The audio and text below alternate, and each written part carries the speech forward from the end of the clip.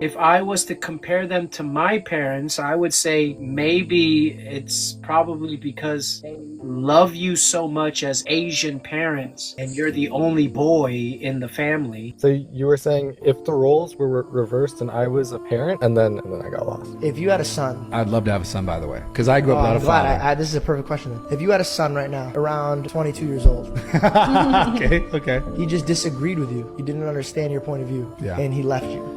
And you had the power to help him in life. Even though he wants nothing to do with you. Would you take care of your son? Of course. But I have this literal passage like in my room. Is it footprints in the sand? Yeah. I don't care how much you could look me in the eyes and say you don't believe in God or you don't care about God, but that man loves you, bro. You can look around and see what's happening in your life, and there's going to be a time where you look him in the eyes, but I promise you, you may have left him, but there has not been a single minute in your life that he hasn't left your side. And every time that you have those moments where you turn back and you look and you're like, those are my darkest moments. Why are there only 2 footprints? Because I don't care how strong you lift, God has been lifting you through those moments.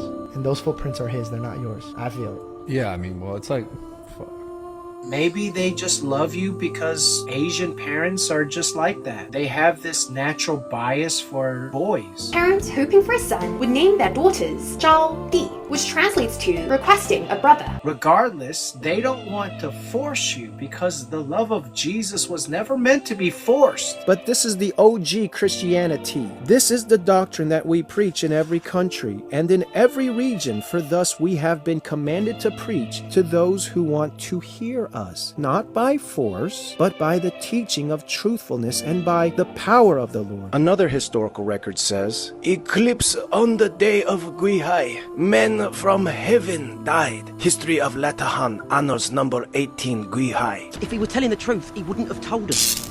Unless, of course, he knew you wouldn't believe the truth, even if he told it to you. Elijah, Elijahtai. Kip, give you a follow. Hi. Is your name Elijah? Yeah, my name's Elijah. Are you of Jewish descent? No, my parents are Christians, so they named me that. Oh, so you're a believer in Jesus? No, I'm an atheist. Oh, you're an atheist? Yeah. But your parents believe in Jesus? Yes. How old were you when you became an atheist? Probably 18-ish. You were 18 years old? Maybe like 17-ish. 17? Now I'm 25, so I've been like an atheist for a while. Can you tell me what was going on in your life when you were 17? Not really anything necessarily. I mean, come on, like you could think back on the girlfriend that you were dating and the emotions you were feeling, the drama you were having with your parents or your friends. What was going on? I was in high school. Duh, we were College all... admissions, I guess. It was in Shanghai, so I was not in the US. You're in China. I was when I was 17. Okay, are you Chinese? Ethnically, yes. My parents are technically Taiwanese. Oh, you're Taiwanese. Yeah. Nice. A lot of my pharmacist major friends were Taiwanese. I remember my friend Yiwen. I would have to rewrite his entire papers. I would help him to proofread and then end up spending 4 hours rewriting his entire paper. Oh my goodness. Yeah. That's a lot of proofreading. Well, I would throw his entire paper away and start from scratch. And all of these papers that he was writing were in courses that I didn't even take because I wasn't a pre-med. I was psych. Oh, you were a psych major? Yeah, I was a psych major. Oh, wow. I did computer science. My friend Eugene was in computer science. He left his faith and became a Hollywood groupie. Oh. It's sad what happened to him. Okay, so I requested up because of your prompt. You said you wanted to talk with genuine unbelievers who think that they are good people. And I was reading it and I just thought, well, I think I fit that description. So I was wondering what you were thinking. Let's talk about your parents. Sure. What's your relationship like with your parents? I think we're pretty close. I visit them every year. They're great parents. I don't know. I really like them. I couldn't ask for better ones. Where do they live? Right now, they're in Hawaii. They live in Hawaii? Yeah. When you look at your mother and father, whenever you visit them, because you said you don't live with them, you visit them once a year. Yeah. Do you ever see them praying or reading the Bible or talking to you about God? They don't. Yeah, well, I mean, okay, I don't see them reading the Bible Bible, but I know they do. And they do pray a lot before meals and stuff. My mom runs a preschool at the church in Hawaii. Yeah. Do they know that you don't believe in Jesus? Yeah, I've told them. Do you know what they are feeling inside? It doesn't make them happy, and it's not like I mean to hurt their feelings or anything. Yeah, but I just don't. still, Elijah, let's just look at the facts. Your parents still love you, right? Yeah. And are you an only child? No, I have an older sister and also a younger sister. You're in the middle. Yeah. Are they Christian? Yes, both of them are. And do they treat you any differently from your siblings? No, they don't. So I think that this is a testimony. This is a testimony of the love that your mother and father have for Jesus before they have for you. Because they love Jesus, they love you without any respect of persons. Your sisters believe in Jesus. So logic would tell us that they should show more love to your sisters than they show to you. But your mother and father, bless their hearts, they have not shown to be a respecter of persons. Regardless of the fact that you break their heart, they did not love you any less, because that is what God has called us to do. My mother and father are not the same, so you're a lot luckier than me. I'm low-key jealous. So I see, yeah, I really do appreciate my parents, and I think that it's great that they don't treat me differently just because I'm an atheist. That is the love of God.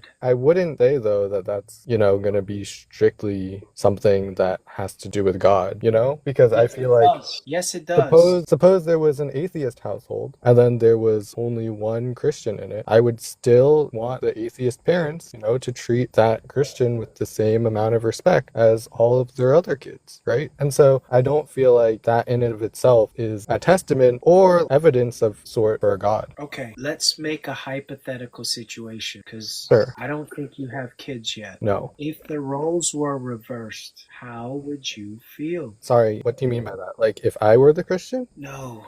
If I were the parent? What role is being reversed with what role? Okay, all right, let me spell it out this way. You are the parent, Elijah, Mm-hmm. and you knew the truth, and your child was believing in a lie, and you loved your child so much that even though your child believed in a lie, and you knew the destination of where he would go if he continued to believe this lie, you didn't cease to show your love. I don't know if it's because your parents just are so worldly that they don't want to make you feel guilty, or it's because they love you like Christ loves them. I don't know them. I've never met your parents. I mean, if I was to compare them to my parents, I would say maybe it's probably because they love you so much as Asian parents, and you're the only boy in the family. I'm the youngest of two boys, so there's a little different dynamic there. But all of this plays into the equation of your life. Do you follow what I'm saying? So if the roles, I got a little lost. So you were saying if the roles were reversed and I was a parent, and then I got lost. Yes, so if you knew that your child was walking in the direction that would eventually walk off of a cliff, and you're doing everything you can to say, hey, son, if you keep walking that direction, you're going to walk off of a cliff. You got to turn around. Come back this way, son. And you still don't believe in your father's words, your mother's words, and you keep walking that direction. If you had a son, I'd love to have a son, by the way, because I grew up without a I'm father. glad. This is a perfect question then. If you had a son right now, around 22 years old, Okay. he just disagreed with you. He didn't understand your point of view. Yeah. And he left you. And you had the power to help him in life. Even though he wants nothing to do with you. Would you take care of your son? Of course. You may have left him, but that doesn't mean he's left you. The reason why I'm getting emotional is but I have this literal passage like in my room. Is it footprints in the sand? Yeah. But Dude. I have this little passage. I'll show it to you when we're I'll done tell with you this this, podcast. and you know what? I've never publicly said this in my life. When I was in the 3rd grade, got held back and I lost all my friends, and I was getting beat up every single day. And I didn't want my mom and dad to know about it, so I'd just go in my room and then I would just pretend like I was happy and I was crying. And in the 3rd grade, it was the first time in my life where I was like, man, should I even be here? Should I be on this earth?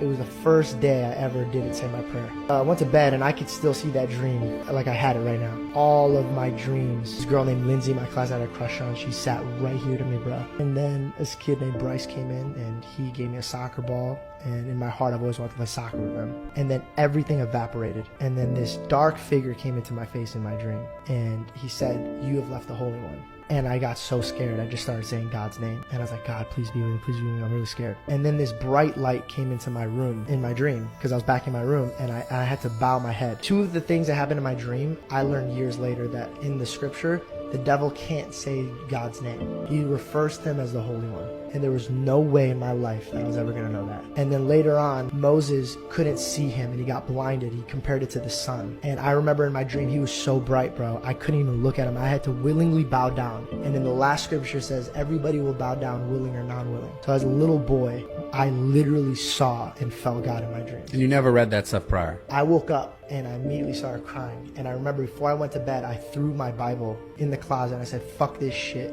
I go, if there's a God, he's a piece of shit. I don't want anything to do with him. Before this had happened. Before I went to my dream. And I went to bed. So when I woke up, I was like, oh my God, I gotta grab my Bible. I grabbed my Bible and I was like crying and opening. I said, okay, I don't get it. If you exist, then why would you leave me here by myself? And then the footprints in the sand cart fell out of the Bible. And I've never seen that thing in my life. I showed it to everybody in my house, not one person in my house. And that's why when me and you were looking at each other and I saw your eyes gave me the same eyes that I had in the 3rd grade, bro. And I think deep down you know that he's been right next to you the whole time. And I think you have this, I don't know if it's pride or maybe a bit of tension and anger from your past, that you have so many questions for him, but those questions can't be answered unless you have those relationships.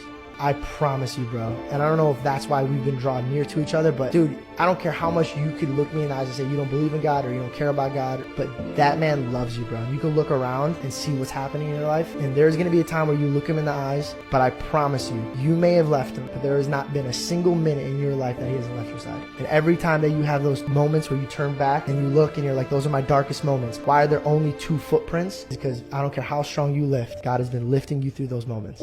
And those footprints are his, they're not yours. And I know that's hurting you hard. Because bro, like I see your eyes right now and it is literally the moment where you're going through in your eyes right now, dude, I know what you're feeling. And that feeling is that tiny bit of you where you're like, all right, I feel it. Yeah, I mean, well, it's like, fuck. Maybe they just love you because Asian parents are just like that. They have this natural bias for boys. You're the only boy in the family, and who the fuck cares that you don't believe in Jesus? I don't care. At least they're gonna carry on my name. How badly did some Chinese families want sons? In certain parts of China, parents hoping for a son would name their daughters Zhao Di, which translates to requesting a brother. Other names with similar meanings included Lai Di, brother is coming, Ying Di, welcoming brother, and Meng Di, dreaming of a brother. Some families that were very traditional believed that only male could carry forward the family lineage and take care of elders, hence their preference for sons. In 2022, there were nearly 32,000 female citizens in China named Yanan, meaning second only to men. That said, these practices are becoming much rarer in China, and many women with such name have begun changing them to reclaim their identity. He's the only one that's gonna carry my name when we die, so whatever.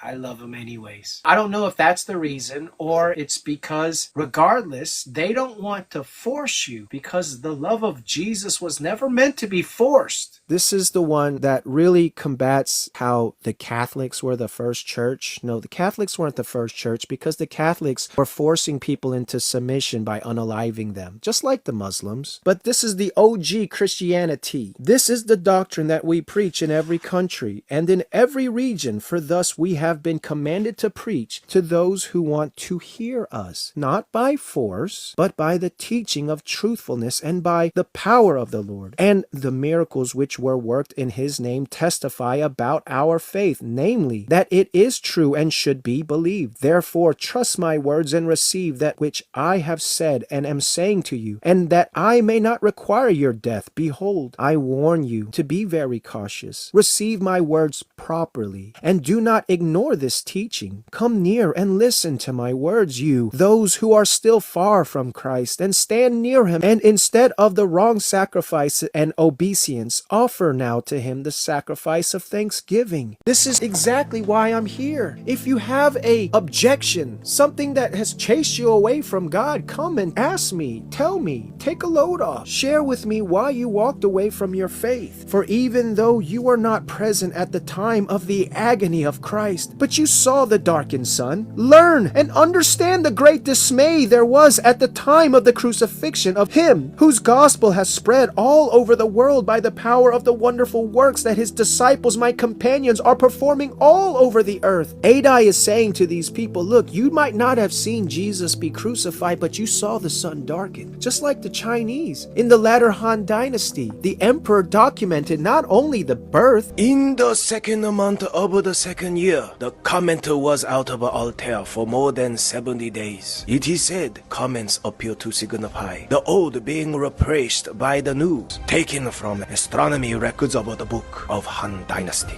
The primary meaning of the Altair, the key supporting pillar of the heavens, is the perfect sacrifice. Historical Records, Volume 27, Book of Astronomy. But the death and the resurrection of Jesus. Another historical record says, eclipse on the day of Guihai, men from heaven died. History of Latahan, Annals number 18, Guihai. 3 days after the eclipse, this was recorded by Chinese astronomers. During the reign of Emperor Guangwu, on the day of Bingyin, on the 4th month of Jianwu, a halo, a rainbow, encircled the sun. History of Latahan, Annals number 18, Guihai. For on the death of Jesus, he said that the whole sun turned black. And then on the third day when he rose again, he said that there was a rainbow halo around the sun. So here is another corroborating point of data, because this is 2,000 years old. These people were there when the sun was darkened, because these people were actually alive. So I don't think that it can be forced. Okay, well then let's focus on something else. Growing up as a child, how strict were your parents? You from China?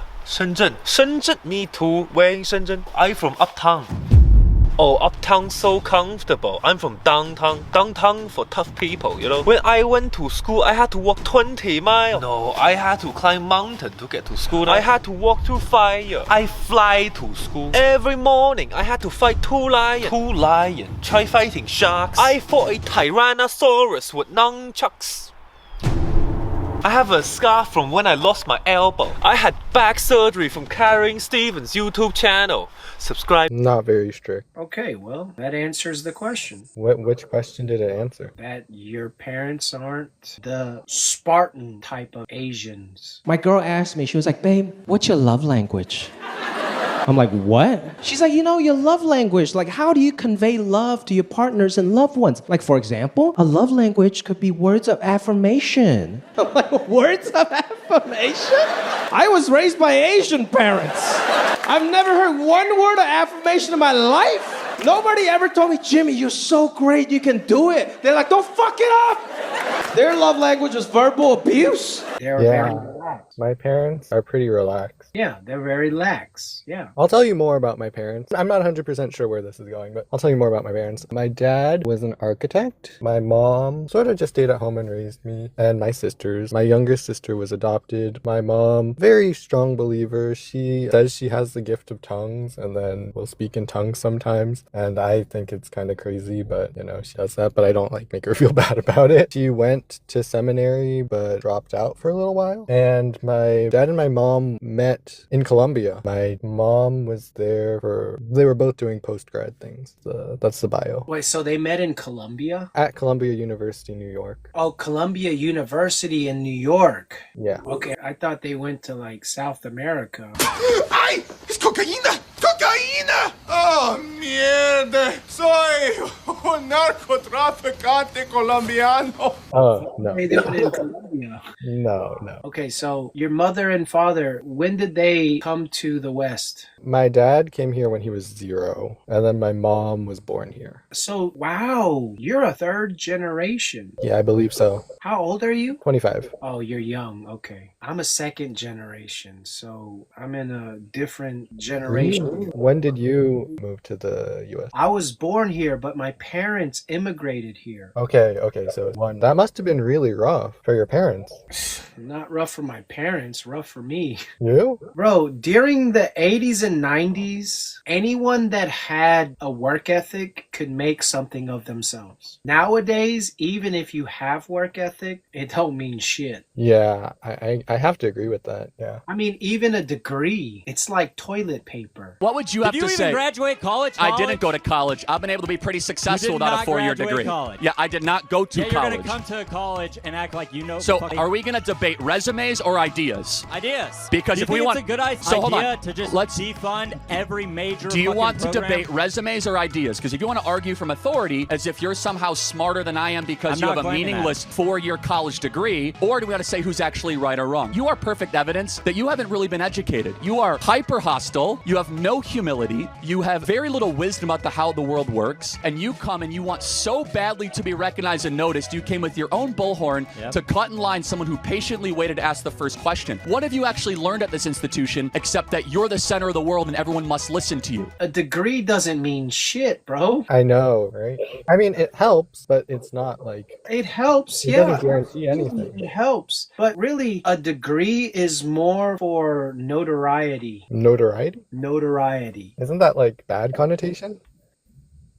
Like notorious is bad, right? Well, notoriety is confirmation with the general public. Oh, he's got a degree. He's worth something.